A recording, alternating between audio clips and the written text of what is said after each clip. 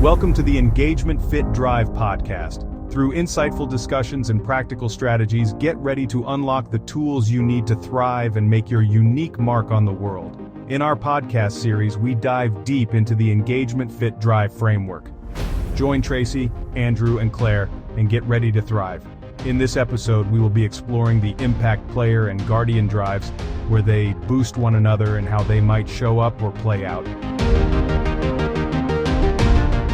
Welcome back. We are so very excited in this episode to welcome our fellow drive coach, Claire Muller, who's going to join us on the episode. And I'm going to let her introduce herself because I'm sure she can do that so much better than me. Welcome, Claire. Hi, Tracy. Hi, Andrew. Thank you so much for having me. I'm looking forward to the session. My name is Claire. I'm from Johannesburg. I am a leadership and executive coach. My area of forte would be personal mastery and mindset. And this is why I'm so in love with Drive. It's been life-changing for me. Claire, that's beautiful. And we really appreciate you being on this episode with us, as Andrew and I are so passionate about Drive, and your impact on this podcast is going to be amazing. So thank you so much for joining us. Back to this month's podcast. In our last episode, we unpacked the articulator and contemplator drives. I hope you all had a listen to that because it was a very informative podcast. In this episode, we will be unpacking two drives, impact player and guardian. These two drives, if they are dominant drives, can create booster drive energy. Both are purpose-driven drives. Guardian's strong sense of purpose flows from their values and convictions, whereas impact players' strong sense of purpose flows from their need to constantly reach for the next level and make a significant impact. Welcome back. And we're delighted to have Claire with us in this episode. And we're very excited to have her on this podcast going forward. She's a certified and accredited drive coach. And we're very excited to hear from her in terms of the drives that we're going to discuss today. Tracy and I, as you will know, both have the nurturer drive as a dominant drive, and we have discussed that in a previous podcast. Claire has both the nurturer and the impact player drive as dominant drives. So we look forward to learning more from her on what that looks like.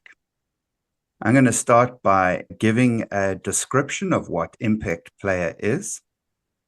As an impact player, you may be naturally energized when you can significantly impact people or things around you. You may respond very well to such opportunities, especially when the situation supports you to give your best, and when others respond positively to your energy. You strive for excellence and get frustrated with low performance, unresponsive people, or poor results. You may prefer not to be involved when you feel you cannot make an impact towards some form of excellence or success. You may be quick to spot untapped potential in many things or people, or identify opportunities to make an impact and leave your mark. You are not someone who will be satisfied with mediocrity and will work to take things or people towards a higher level of excellence and success. You will tend to respond well when your strengths are appreciated and when you are acknowledged and celebrated for your impact. Whether you prefer to maximize potential, inspire others to play a bigger game, or put something or someone in the spotlight, your underlying intent is always to make a big impact wherever you go. Therefore, you will probably get frustrated when others involve you in areas where you cannot meaningfully contribute. You may find it hard to understand people who don't share your need for excellence and success, and who seem content with seemingly mediocre results. You will find that you thrive in conditions where you can stretch individuals, teams, organizations, or projects towards greater impact. You inspire others with your strong drive for excellence and success. Some may see you as exclusive or grandeur, but when managed well, your energy is a contributor to everyone else's success and prominence, not just your own. You will love to challenge, advocate for, and inspire those around you to greater excellence and success. Impact players challenge themselves and they challenge other people. They will tend to spot strengths in people and notice strengths in people. Impact players are not hands-on. They will challenge people, they will stretch people, and they will put people in environments or positions that stretch them towards the next level. The sweet spot for impact player is to work with other impact players or with other people who add impact, who add value, who are strong in whatever they're doing, and they have the potential to go to the next level.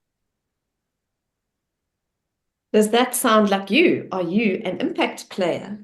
After you've listened to that description that Andrew so beautifully gave. So as you can see, the impact player strives for excellence. Nothing is good enough. Now let's talk about the needs of this drive. Every drive has needs. So the needs of the impact player are to be involved when and where they can make an impact. Environments that focus on their strengths and appreciate their achievements, and to be challenged and stretched towards success. Claire, can we turn to you now to bring your perspective on these and what the impact player brings to you? Yeah, sure. I just have to also put out there that my number one dominant drive is impact player. And for the longest time, I think I didn't quite understand why I was ambitious, but to the point where I would look at others and see it as them not being as ambitious as I am, or why I would be, let's call it extra in certain things. But it's important to understand that you need to keep yourself challenged by positioning yourself next to the other impact players. As an impact player, you have high standards of excellence, but there are others who aim higher than you. Get next to those people. You want to move fast, but there are others that move faster, so you want to keep up with them. You seem to have little patience, but there are others that might be frustrated with you for not moving fast enough to their expectations. As an impact player, you want to challenge yourself before projecting it on others. Another important principle in the management of this is that you focus on the best qualities of those that you impact. They might be slower, but at the same time have high standards. Focus on those beautiful attributes. They might frustrate your level of patience, but realize that once they get it, they might just excel past you. Do not project, judge, or label others. Another important thing that you need to realize is that you have a natural presence. You don't need to create it. People will already sense it in you. Thus, keeping back from trying to be impactful, just be yourself. The moment you try to create an image of importance, it will easily be perceived as arrogance, and others may shut you off. You must practice humility and grace, and be careful not to miss the value that those who appear to be slower or quieter can bring. There's value in all of them. Because you tend to associate with more successful and prominent people who are better performers, who can easily succumb to imposter syndrome. This is when you begin to feel like a fraud and like you just don't belong. And this may lead to some self-doubt. Remember that punching above your weight is how you stretch yourself towards greater levels of excellence and success. Recognize it and embrace it. As an impact player, we tend to drive towards excellence or legacy. You need to figure out what impact you want to make and where you want to make it. This may take some time on your life journey, but be intentional to find purpose, and your purpose specifically. Then seek out people and resources to support you towards this. In your drive for excellence and success, be careful not to miss the opportunity to make a big impact on the seemingly small things. Making a big impact is not always about doing big things, but rather about doing the things that matter the most. Regularly take time to step back and get clear on what is essential. Then prioritize your focus on these things in order to get the most traction towards your greatest impact. Because you are someone who constantly looks up toward greater levels of excellence and success, you must develop the practice of regularly looking back and celebrating how far you've already come. Otherwise, you'll run the risk of feeling like you never quite get there, and you will feel the waste of powerful energy that flows from acknowledgement and gratitude. Oh, that was great. Thanks, Claire. I wanted to tap into a couple of aspects there. Can I ask you around what imposter syndrome may look like for you? Have you experienced that? Is it something that you are aware of? It's something that I'm aware of. It's something that I have succumbed to. It's something that I have overcome as well. But it's not to say that you've overcome it and it doesn't come back, because we're constantly hitting way above what we think we are even capable of. And we surprise ourselves whenever we've completed successfully. And when I think of imposter syndrome, I honestly believe that because we want to make a great impact, we are ambitious and we want to do great things. And sometimes we sign up for things and we go, oh my word, you've just signed up for this. Do you realize who you're actually working with? And it's time to take a step back to reflect and really think about what it is that you are learning from this particular thing, and not really focus on the impact. And the impact is very important for us as impact players, but to honestly just focus on yourself, center yourself, and be able to take it forward. Impact players do struggle, and I'm going to say the word struggle, with imposter syndrome because, and this is going to sound like a big cliche, you weren't born to fit in, you were born to stand out. Impact players are exactly that. But there's always this need to want to fit in with the kids that's slightly ahead of you or slightly further along the path, and then feeling inadequate in their presence. And something that we remember is that they wouldn't have included you if they didn't think that you were worthy of being in their presence. Well said. It's interesting to note that impact player and initiator patience may be an issue for both of those drives. However, it's different for patience in terms of initiator because it's the strong energy to get things and people started, whereas impact player is patience for growth to happen fast. Have you learned any successful strategies or tools to help you? I know you've got nurture as a dominant drive. Around the patient space, do you feel that some of your other drives complement the patient's component?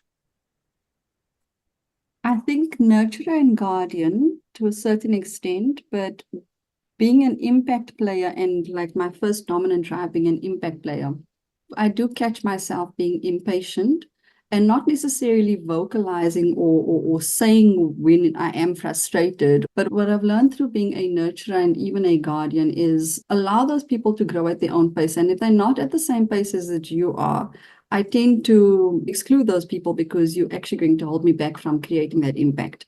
So when I think of being the guardian or a nurturer, I'm going to allow you that space. But if I don't perceive any interest from your side, that's where I tend to wash my hands or take a step back and see when this person is going to come from their own and not me chasing them, because I see the value and I see the potential. And I think in a lot of instances as an impact player, because we see the potential in someone else and we know what it is that they are capable of, they might not see it.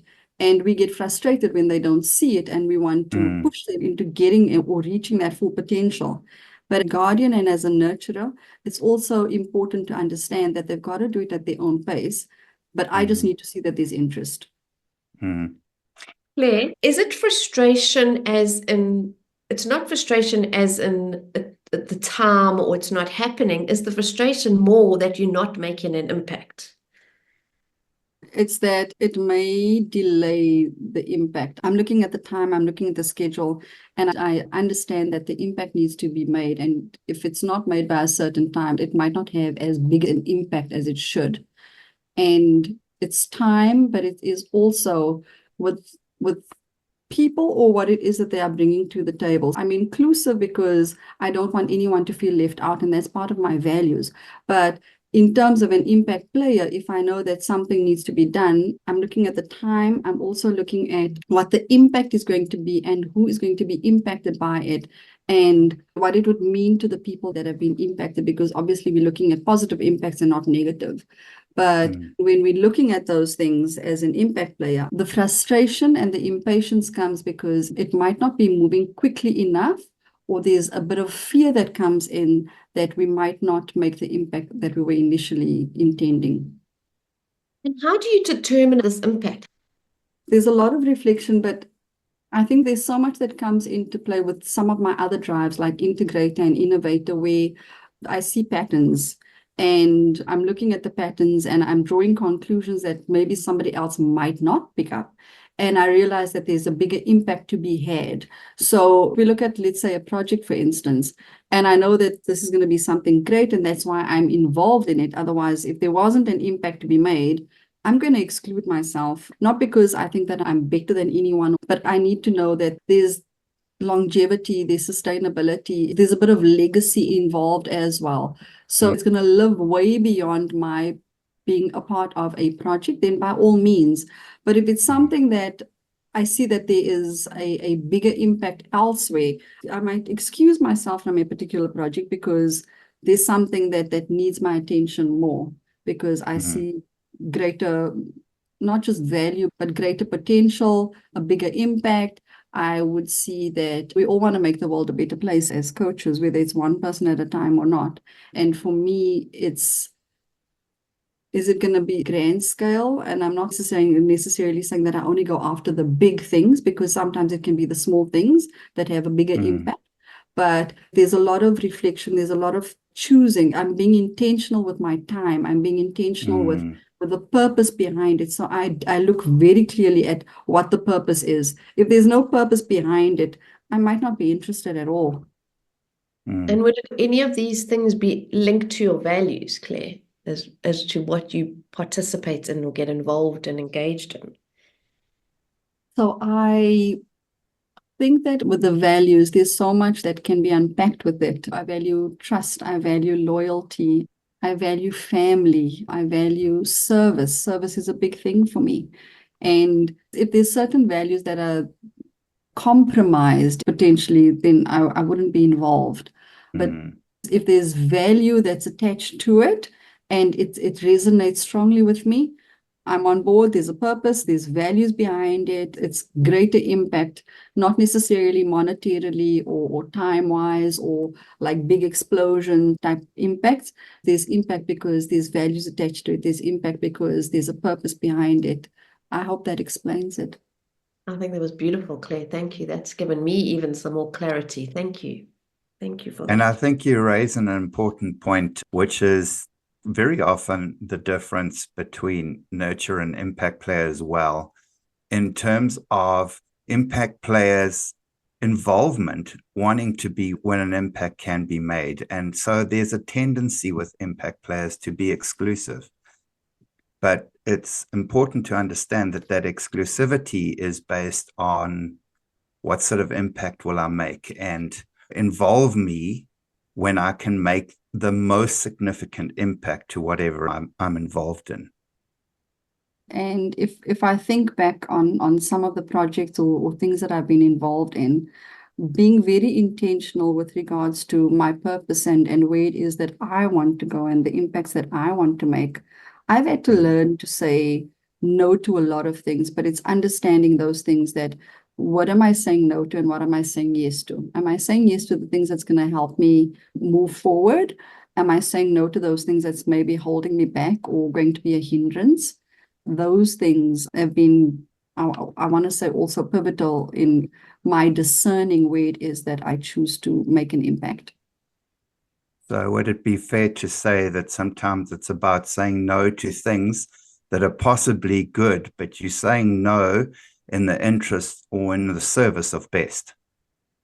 I would say yes. I would say yes. And sometimes there's a bit of conserving of energy, because I'm all for making a great impact.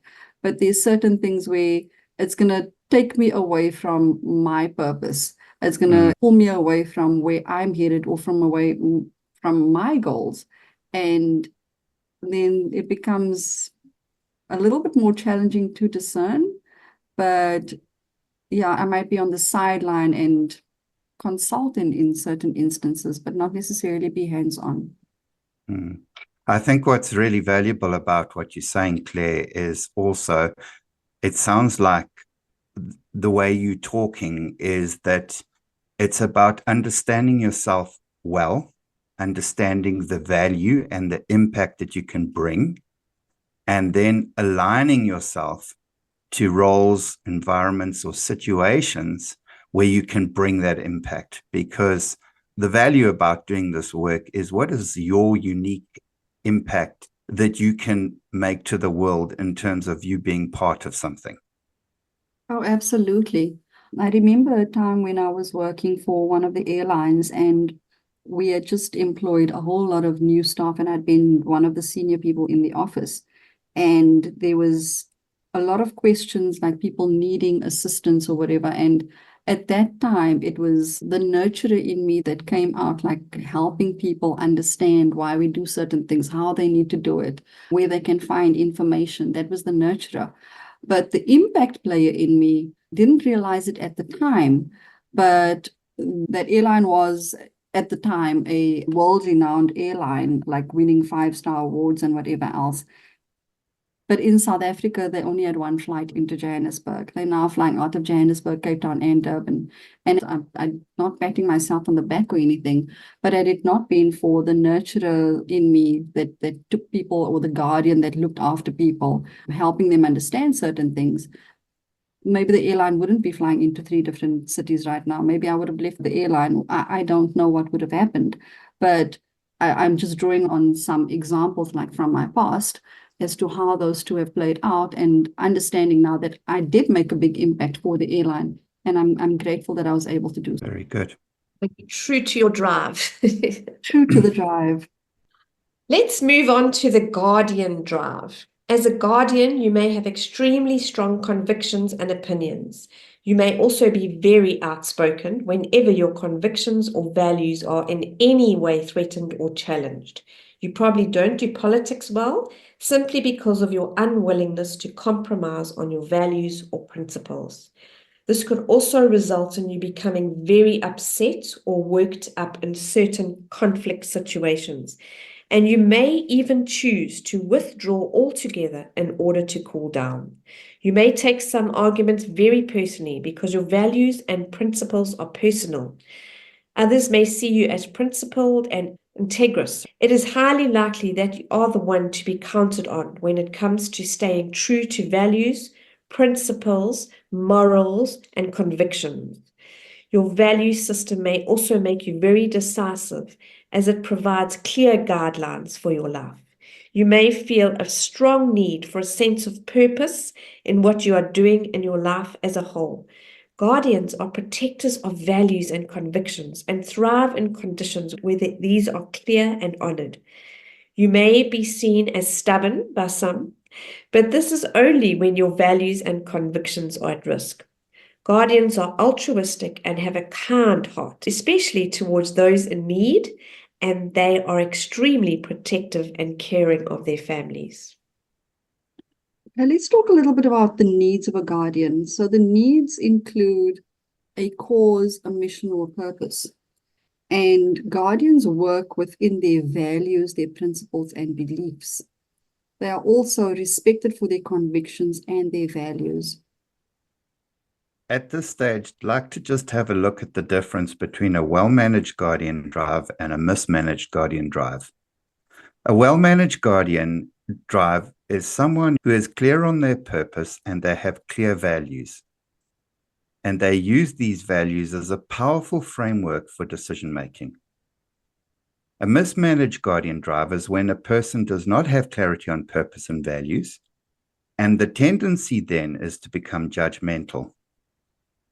A mismanaged guardian drive can be like a dog with a bone. They have a need to be right and will not let an issue go because they have to be right at all costs. What you typically will also find with this particular drive is that the thinking can be either or thinking. It has to be this way or that way. What I find incredibly helpful with this particular drive, which is strong for Tracy, for Claire, and for myself, is learning the value of both and thinking. When we experience life or we look at life, we all look at a situation or a context through different lenses and different filters. And the value of both and thinking, especially here, because you might feel a strong need to defend what you believe to be right, is to consider what other people's opinions or perspectives might be and ask yourself, what can I learn from them? With this Guardian drive, when I was younger, I definitely had a mismanaged drive. If anyone is listening to this podcast that knew me when I was younger, oh boy, they will agree 100%. And what I've learned, thank goodness I went on this personal development journey, but what I've learned over the years is when we have this acceptance, when we are even open to seeing somebody else's opinion, it so enriches our world, doesn't it? It makes our world bigger. You can have your opinion, I can have mine, and we don't have to agree. We can agree to disagree, but I've heard your side of the story. And without judgment and without telling you what's right, because I think it's right, we have a bigger picture. Our lenses are not just our lens. Other drives will play into that as well, and how it influences exactly what you're saying, Trace. And I think the important thing to remember here is when you are considering other people's perspectives, the responsibility for the decision you make is still always yours. It doesn't mean because you are considering other people's perspectives or seeing things the way other people see things, that you have to do what they say or what their advice is. You are responsible for the decisions you make yourself. But having that perspective might just be the game changer in terms of the way you are trying to make sense of something, and therefore it will directly affect your decision making. I couldn't agree more. And I think that it's through our own personal journeys and being open and willing to learn that growth mindset that really needs to be cultivated for the both and thinking. Tracy, I agree. I also had a mismanaged guardian when I was much younger. But my question to both Tracy and Andrew, seeing that we all have guardians, and I'll go first, I'll answer first. What is it that you value where you feel your guardian really comes into play? For me, it is the underdog. So I take on the underdog. I look after the underdog. I will speak up for them. I will take them under my wing. I will do whatever it needs to. Bullying is a no for me. So for yourself and Tracy and Andrew, where does the guardian come into play for you? For me, it's definitely animals. When animals are injured or hurt by humans, that's a big no for me. That's something I definitely don't tolerate. And in that instance, I will not be looking at anybody else's points of view or opinion on that. That for me is just, you don't go there. What you both shared is very important, because with Drive, there was a very intentional point of using archetypes to describe each of the Drive names. Now, the question is, what do you think of, or what do you see when you consider Guardian? And the whole point around this Drive is that Guardian is the defender of values. Yes. And it's important to note that this is an emotive drive as well. Somebody might have an opinion that you may disagree with. And if it's not a value-based proposition, you can have a debate around that quite easily and not get emotionally involved in how you feel about that. However, if somebody triggers you when it comes to a value, and they consistently keep pushing the point, and you start to feel like you're being attacked or criticized, because the value is all about what's important to you. And when you start feeling like somebody's trying to change your mind on that, or attacking your value or principle or belief, and they consistently do it, you will find a rise in your emotional intensity as well. And it is so important to understand with this drive that when you start feeling your temperature rising, for a guardian and managing the drive energy well is to recognize that if this person persists in not hearing what I have to say around this, then it is my responsibility to walk away, because my emotional intensity will not stand down on this, because it is a belief, value, or principle on which I live my life. And I think that is so important. From my perspective, in terms of how this looks for me, the Guardian drive, so moderate is a very strong drive for me. And I think that Guardian has a strong component of influencing how a person sees fairness. And that's where I feel that when you get triggered around something that's important to you, when you feel you need to be the guardian of your family or your relationships, that's when this drive can also be triggered. And very often, do some work around values. Start looking at situations where you are practically feeling triggered, and your response typically tends to be anger. Very often, the emotion that you're feeling in anger underpins a value that's being compromised. I love what you just said, Andrew and Tracy, and I want to pick up on something that both of you mentioned. Tracy mentioned tolerance, and Andrew, you came in with emotion, like the rise of the emotion.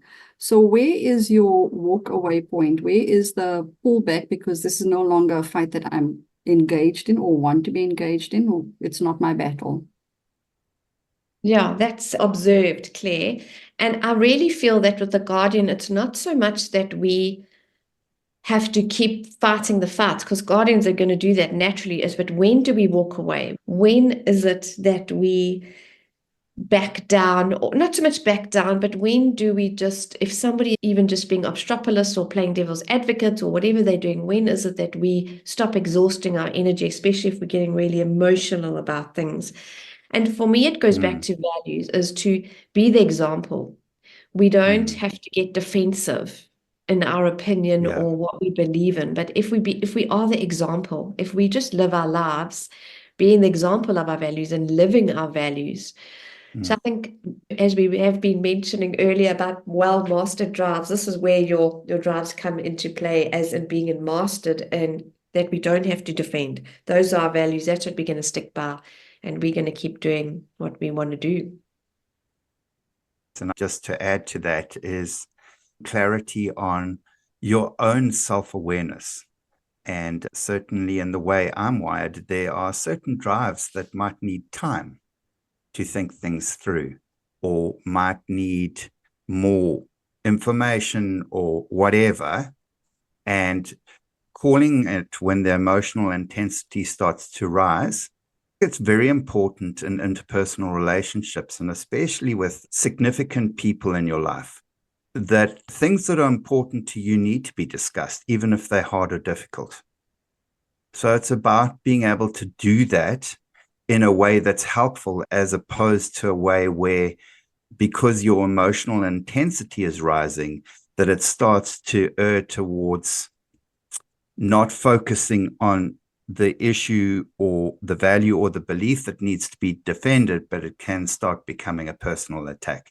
And that's counterproductive and not something that we need. So I think there are many considerations, and this is where self-awareness, accurate self-awareness, is really important. And then it's the component of self-regulation, knowing yourself well, knowing where you get triggered, knowing what your rules of engagement are, and when it's time to let go of something, and when it's time to stand for something. How about you, Claire? For me, I don't do politics. I don't think any of the guardians do politics very well. So where people are playing around or playing a political game, That's an immediate walk away for me. It's also an immediate walk away for me if whoever I'm defending, if they don't have the same energy or they're not interested in even being defended, why am I defending them? And then I would just drop it at that point.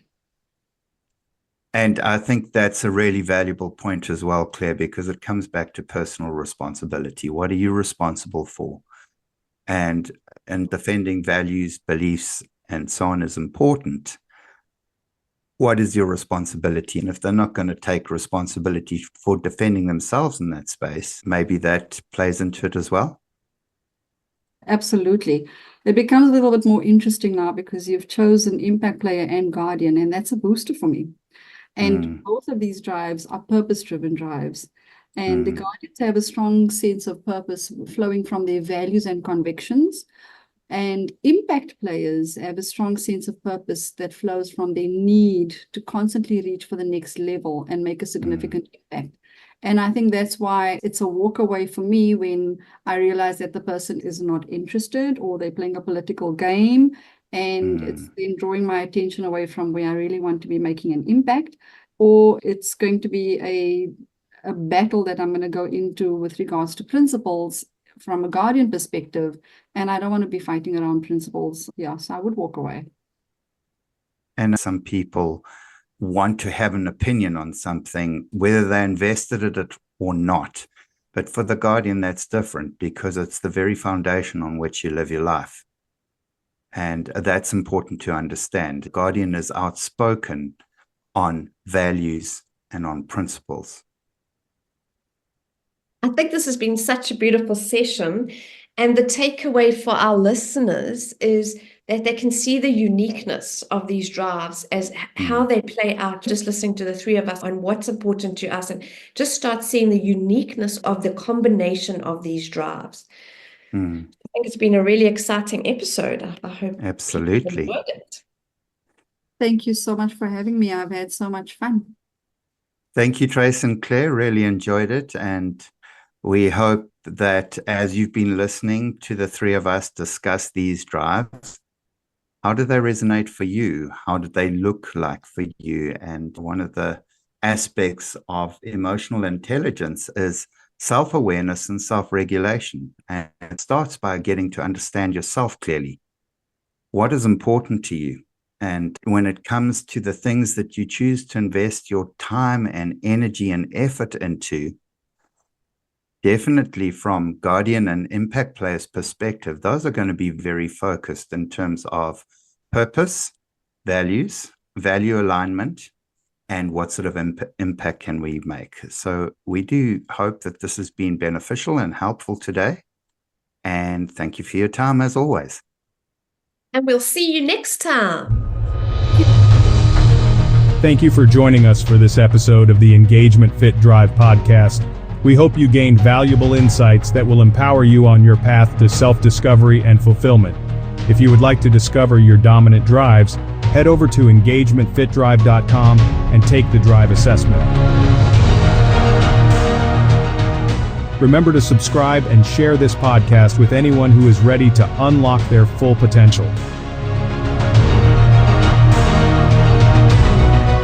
Until next time, keep engaging, keep thriving, and keep driving towards a life filled with purpose.